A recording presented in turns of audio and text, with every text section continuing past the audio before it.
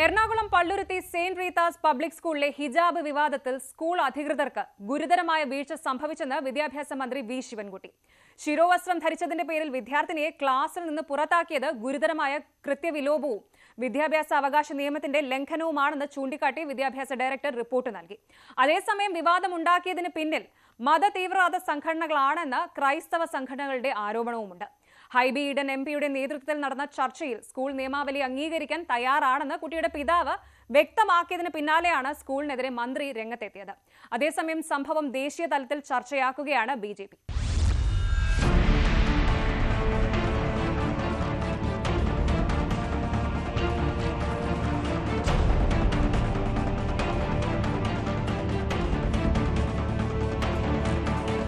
ശിരോവസ്ത്രം ധരിച്ചതിന്റെ പേരിൽ വിദ്യാർത്ഥിനിയെ ക്ലാസ്സിൽ നിന്ന് പുറത്താക്കിയത് ഗുരുതരമായ കൃത്യവിലോപവും വിദ്യാഭ്യാസ അവകാശ നിയമത്തിന്റെ ലംഘനവുമാണെന്ന് ചൂണ്ടിക്കാട്ടിയാണ് വിദ്യാഭ്യാസ ഉപഡയറക്ടർ റിപ്പോർട്ട് നൽകിയത്.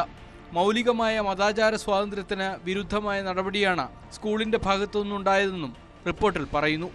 വിദ്യാർത്ഥിനിക്ക് മതവിശ്വാസത്തിന്റെ ഭാഗമായ ശിരോവസ്ത്രം ധരിച്ച് തുടർ പഠനം നടത്താൻ സ്കൂൾ അനുമതി നൽകണം. ശിരോവസ്ത്രത്തിന്റെ നിറവും ഡിസൈനും സ്കൂൾ അധികൃതർക്ക് തീരുമാനിക്കാമെന്നും മന്ത്രി വി ശിവൻകുട്ടി വ്യക്തമാക്കി.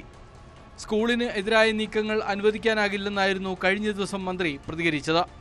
ഹൈബി ഈഡൻ എംപിയുടെ നേതൃത്വത്തിൽ നടന്ന ചർച്ചയിൽ സ്കൂൾ നിയമാവലി അംഗീകരിക്കാൻ തയ്യാറാണെന്ന് കുട്ടിയുടെ പിതാവ് വ്യക്തമാക്കിയതിന് പിന്നാലെയാണ് സ്കൂളിനെതിരെ മന്ത്രി വി ശിവൻകുട്ടി രംഗത്തെത്തിയത്.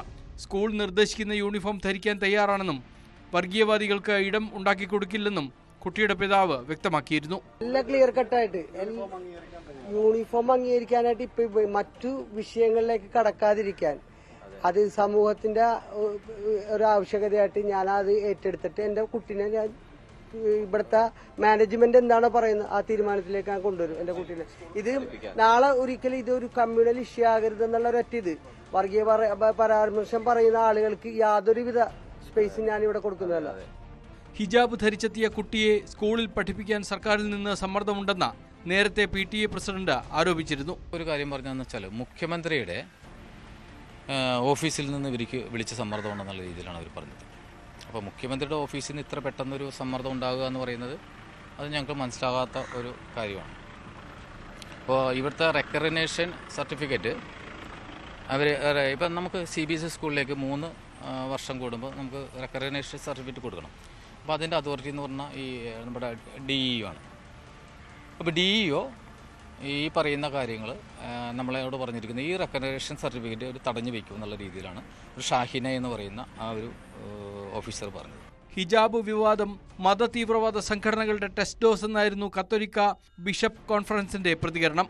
ക്രൈസ്തവ സ്ഥാപനങ്ങൾക്കെതിരായ നീക്കത്തിൽ രാഷ്ട്രീയ പാർട്ടികളുടെ മൗനം അടിമത്തമെന്നും വിമർശനമുണ്ട്.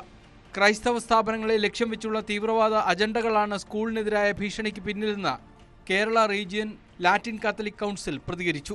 അതേസമയം സംഭവം ദേശീയ തലത്തിൽ ചർച്ചയാക്കുകയാണ് BJP. സ്കൂളിന് തെറ്റുപറ്റിയെന്ന മന്ത്രി വി ശിവൻകുട്ടിയുടെ നിലപാടിനെതിരെ BJP ദേശീയ വക്താവ് ഷഹ്സാദ് പൂനൈവാല രംഗത്തെത്തി.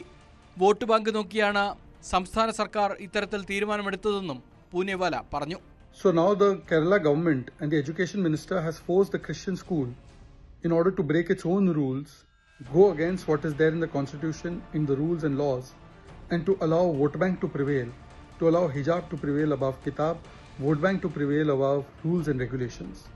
The Kerala government and education minister has directed the Christian school that they must allow the girl with the hijab inside the classroom.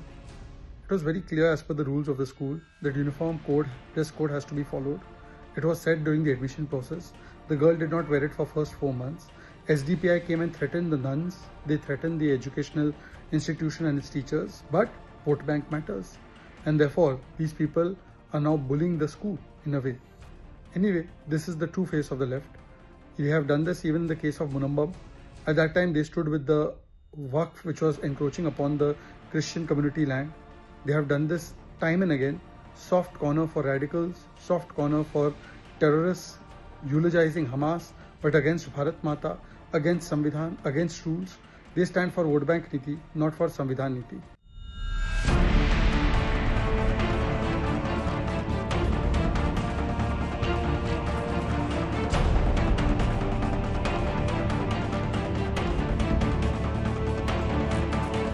News desk news 18.